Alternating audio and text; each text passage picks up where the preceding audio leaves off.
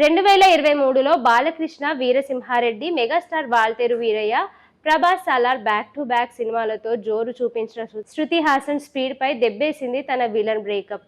2024లో Dubai friend Shantanu హాజరు కాకుండా good bye చెప్పిన శృతి హాసన్ పర్సనల్ లైఫ్ నుండి త్వరగానే బయటపడినప్పటికీ యాక్టింగ్ కన్నా సింగిల్ టాలెంట్ పైనే ఎక్కువ కాన్సన్ట్రేట్ చేసింది శృతి హాసన్.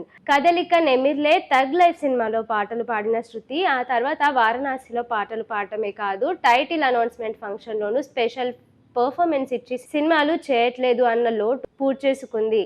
గత ఏడాది కూలీలో రజనీతో కలిసి స్క్రీన్ షేర్ చేసుకున్న శృతి నుండి ఇప్పటి వరకు మరో సినిమా రానేలేదు. కొత్తగా ఓకే చేసిన సినిమాల గురించి కూడా చెప్పట్లేదు.